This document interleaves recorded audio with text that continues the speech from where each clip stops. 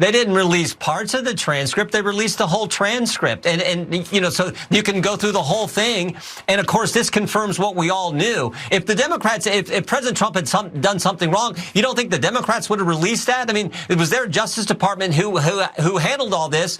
You don't think the Garland Justice Department and the Chris Wray FBI would have released information? We knew President Trump didn't do anything wrong here. He said that repeatedly. This transcript is the whole transcript, and it confirms that. Over the weekend, Republican Congressman Jim Jordan proclaimed that convicted sex trafficker Ghislaine Maxwell is a reliable source, even though she was charged with perjury in her prosecution, who has, would you look at that, cleared President Donald Trump's name. You know, the same president that she's trying to get a pardon from. You know, the same president who's in power right now while she's in prison and can make decisions about which prison or facility she's being detained at. But what Jordan failed to mention was the fact that Maxwell is a huge liar. And what he also failed to mention is that pedophilia isn't a partisan issue. It affects both parties, members of both parties. So the idea that like, if Democrats had the deets, they would totally release it. Have you considered that maybe Democrats could be implicated in these disgusting acts that Jeffrey Epstein was involved in? Of course you know that. Of course you know that. Anyway, go ahead, Cenk. You were going to say something. Yeah. So I was amused by him saying like, "Oh, you think Merrick Garland wouldn't have gone after him?" Merrick, the weakest man in America, Garland? Actually, no, I don't think Merrick Garland has any interest in going after anyone. Yeah, that's among the reasons why he waited 2.5 years before he even appointed a special prosecutor, because he's so feckless and useless. But anyway, but of course the bigger point is, well, isn't it curious that both Democratic and Republican presidents aren't, wanting to release the files or prosecute a single person who did this, etc. I don't think it's just because there's high-profile Democrats and Republicans who are implicated. I think that it might be an intelligence agency, and Jim Jordan, of course, does not mention that.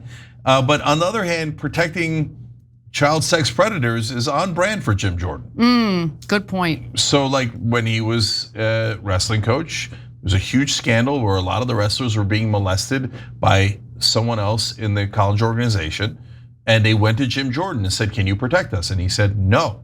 And he let them get molested, and he protected the molester. So that's who Jim Jordan is. So he's just doing it again.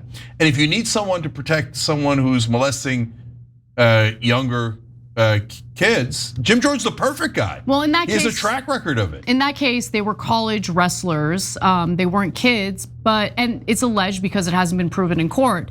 Nonetheless, those wrestlers are on the record, and their testimony is damning. Yeah, and I'll say one last thing. You said same president who had this, that, and the other thing, like as if she has no incentive at all. So yeah, he's the same president who, right after she said he didn't do it, moved her to a country club prison. Yeah. So gee, I wonder why she might do it. But to your first point, Anna, it's hilarious to be like, no, Ghislaine Maxwell says it, so it must be true. It's almost, it would be the equivalent, since she's one of the worst child sex traffickers in American history, the equivalent of going, "Oh, no, we talked to Jeffrey Dahmer and he says that Trump didn't do anything wrong. He's such a reliable witness." So last month, Deputy Attorney Todd Blanche, who used to be Trump's personal attorney, sat down for an interview with Maxwell. This was all an effort to clear Trump's name. Let's not mistake it for anything other than that. On Friday, the recordings and transcripts of that interview were released. So here's what Maxwell had to say about Trump. Did you ever observe President Trump receive a massage? Never. Whatever the nature of the president's friendship, if you will, or however you want to define that with Epstein, I was never witness. I think they were friendly, like people are in social settings. I don't think they were close friends, or I certainly never witnessed the president in any of, I don't recall ever seeing him in his house, for instance. I actually never saw the president in any type of massage setting. I never witnessed the president in any inappropriate setting in any way. The president was never inappropriate with anybody. In the times that I was with him, he was a gentleman in all respects. And did you ever hear Mr. Epstein or anybody say that President Trump had done anything inappropriate with masseuses or with anybody in your world? Absolutely never. In any context. In a sworn deposition on camera, which you can all find online if you look for it, Jeffrey Epstein referred to Donald Trump as a best friend. We've also all seen the videos of Epstein and Trump partying together, doing the lower lip bite while they awkwardly dance while looking at young women. I don't believe anything that comes out of her mouth because she's seeking a literal pardon from Donald Trump, the very person that she just called a gentleman. And during the interview, Maxwell also insisted that another former president, Bill Clinton, never even went to Epstein's Island, totally innocent. You're not aware of President Clinton ever going to the island? He absolutely never went, and I can be sure of that because there's no way he would have gone. I don't believe there's any way that he would have gone to the island had I not been there, because I don't believe he had an independent friendship, if you will, with Epstein. Okay, that's also not true, unsurprisingly. I mean, she's a liar. She's known to lie. According to Virginia Giuffre, one of Epstein's and Maxwell's victims, she says that this is a lie.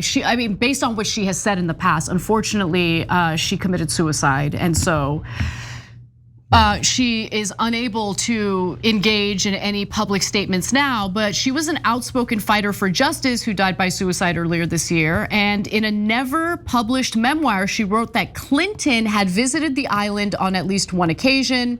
And speaking of Giuffre, she came up in another portion of the interview. Let's just quickly go to that and then we'll go to you, Cenk. Do you have recollection of you ever recruiting a masseuse from Mar-a-Lago spa to go give a private massage to Mr. Epstein? I've never recruited a masseuse from Mar-a-Lago for that, as far as I remember. I can't ever recollect doing that. Okay, that is just a flat out lie. It's a flat out lie based on what Trump has said on the record. Okay, based on what Trump has said on the record. I mean, this woman is what a clown. Anyone who's Jim Jordan is a complete and utter clown, taking what this woman is saying at face value. In 2000, court records show Ghislaine Maxwell struck up a conversation with Virginia Giuffre outside a locker room at Mar-a-Lago. She was a spa attendant at the club, having gotten the job through her father, who worked there as a maintenance person.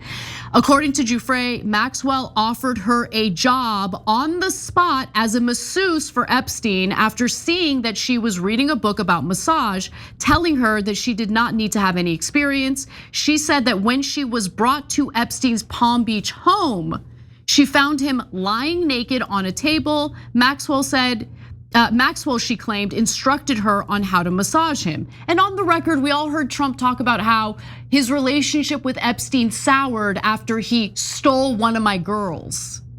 Jesus from Christ, Mar-a-Lago. man. Remember, we showed that video. Yeah, he's so dumb. Why would you say that, man? Because he's an idiot, that's why. So he's like, I was enjoying the masseuses at Mar-a-Lago, and then this guy takes them for his own sexual pleasure. I was outraged. That's why I didn't like Epstein. Why? Why would you admit that? Anyways, look, so first, why is she saying that she never took any masseuses from Mar-a-Lago when Trump's already on the record about it? Because remember, she's doing this for an audience of one. She's just trying to make Trump happy. So she's like, oh yeah, no. I would never take a masseuse from Mar-a-Lago because to him, that's like the biggest crime. So that's why she's saying that, even though it's patently false. Now she said, no, I have never seen President Trump fraternize in an inappropriate way with Jeffrey Epstein. I mean, if Epstein did anything wrong at all, poor Trump never knew about it. That's why it's curious that Trump said this. I've known Jeff for 15 years, terrific guy. He's a lot of fun to be with. It's even said that he likes beautiful women as much as I do, and many of them are on the younger side. Gross. But Trump, no, never in an inappropriate setting. Doesn't know anything about Epstein or what's going on there. Okay, now, the comment that bothered me the most was, he was such a gentleman.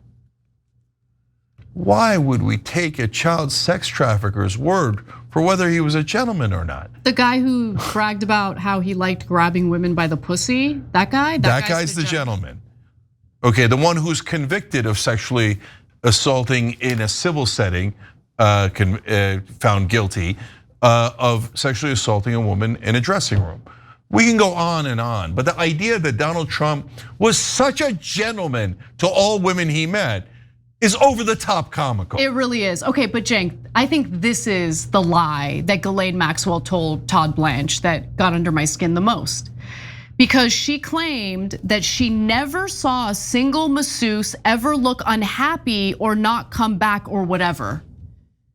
Basically denying that these girls were being abused. Okay, we're being sexually abused. She's like, I never saw any of the masseuses look unhappy. Okay, that's Sagar and Jetty's tweet. I wanna bring it back up. Just to give you a flavor of what we're dealing with here. Maxwell says, I never saw a single masseuse ever look unhappy or not come back or whatever. They were